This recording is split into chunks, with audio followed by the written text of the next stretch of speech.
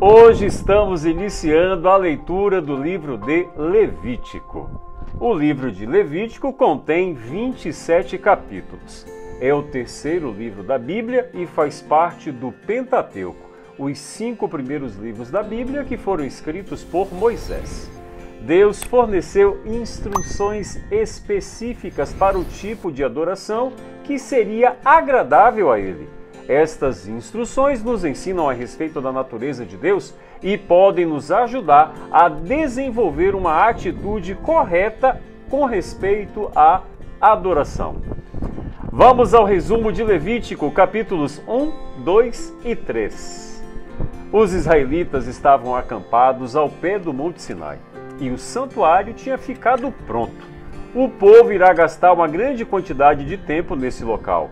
E Deus mostrará para os descendentes de Israel uma nova forma de vida, com instruções claras sobre como os pecadores podem se relacionar com um Deus santo. Cada uma destas instruções do livro de Levítico também nos ajuda a evitar que nosso relacionamento com Deus se torne um relacionamento leviano. Nos próximos dias de nossa jornada do ano bíblico, iremos aprender um pouquinho mais sobre a santidade e a majestade de Deus com quem estamos autorizados a ter um relacionamento íntimo e pessoal. O termo em português é derivado do latim Levíticos, emprestado do grego, e é uma referência aos levitas, a tribo de Arão e os primeiros sacerdotes da nação de Israel. O foco principal do livro de Levítico é o tabernáculo israelita, que era oficiado por membros da tribo de Levi. O livro de Levítico descreve muito do código ritual que governou o antigo Israel, moldando assim suas vidas diárias. Levítico abrange formas de ofertas no tabernáculo, alimentos limpos e impuros, impuros rituais e observância das festas anuais e a festa anual do dia da expiação.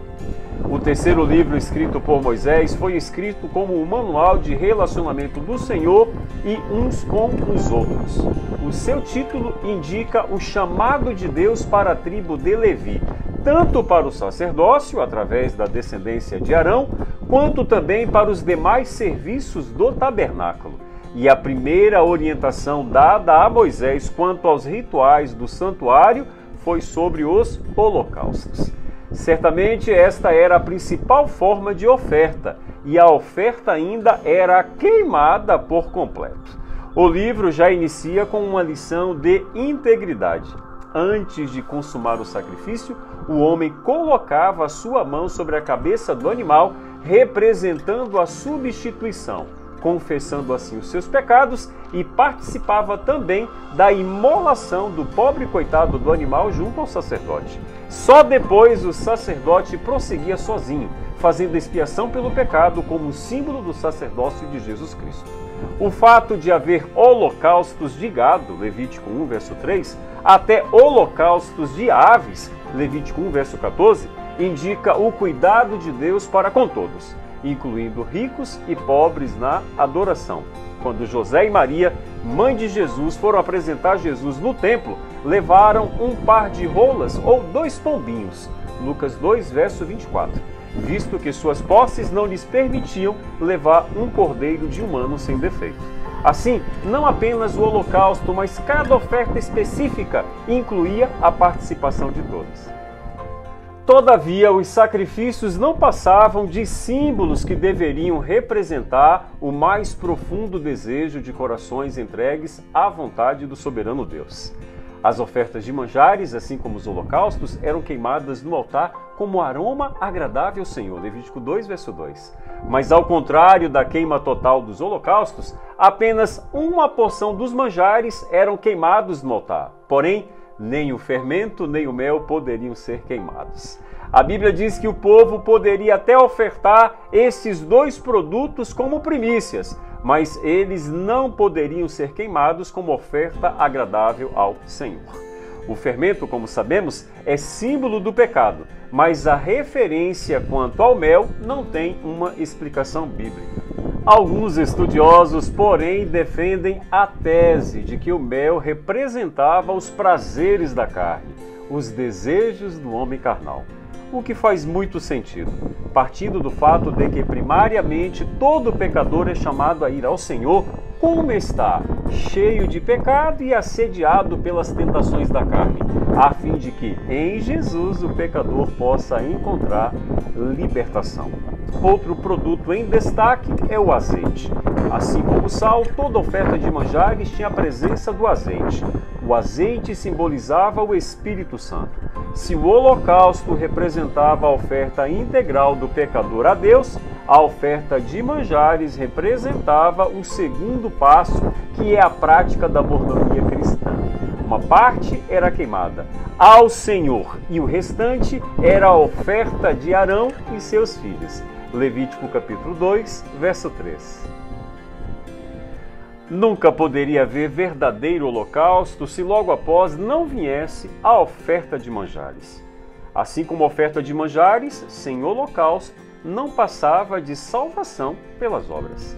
A entrega do ser todo a Deus sempre redunda em fidelidade e generosidade, gerados pela gratidão em reconhecer a Deus como doador e mantenedor da vida pela constante atuação do Espírito Santo.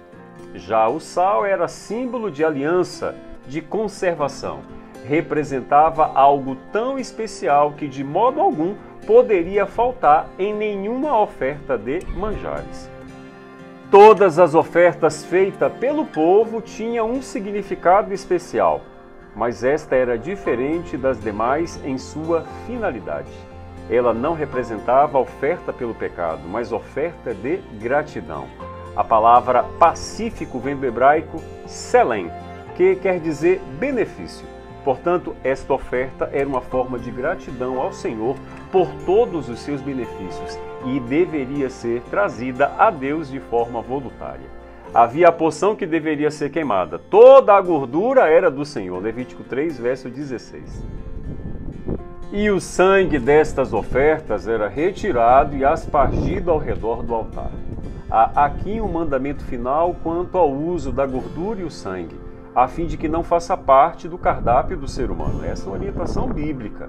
Por questões de saúde, entendemos que esta ordem divina ainda permanece como estatuto perpétuo. Levítico 3, verso 17. E é seguindo a orientação bíblica que deveríamos nos abster do uso da gordura e do sangue do nosso cardápio. Não podemos aqui fazer confusão, porém, quanto ao sangue para fins de doação, não há nenhuma orientação bíblica nos impedindo. Deus foi enfático: o sangue jamais comereis. Levítico 3, verso 17. Mas a doação e transfusão de sangue para salvar vidas é completamente lícito. Até uma forma também de agradecer a Deus, que é o doador da vida, pela oportunidade de ser participante desta obra, a de salvar uma vida. Eu mesmo sou doador de sangue. Outra finalidade da oferta pacífica era pelo cumprimento de algum voto. O adorador ia até o templo agradecer pela bênção alcançada por meio do seu voto a Deus. Por exemplo, Ana pediu a Deus um filho e voltou ao Senhor entregá-lo ao seu serviço após o desmame. Você pode conferir depois, lendo 1 Samuel, capítulo 1, verso 24. Não é errado fazer votos ou afirmar um propósito no coração para com o Senhor.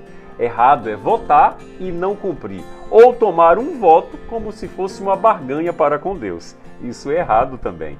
Quando compreendemos o dom precioso de Jesus, queremos participar de sua alegria em ofertar e nos ofertar a Deus também. A oferta pacífica era a única em que os filhos de Israel poderiam ter participação ativa. Eles comiam daquela oferta e era uma festa entre os amigos e os familiares. Que o eterno Deus a cada dia esteja em primeiro lugar na sua vida e que você possa buscar a Deus logo na primeira hora de cada manhã, estudando a palavra de Deus e conversando com Ele. Que Deus te abençoe!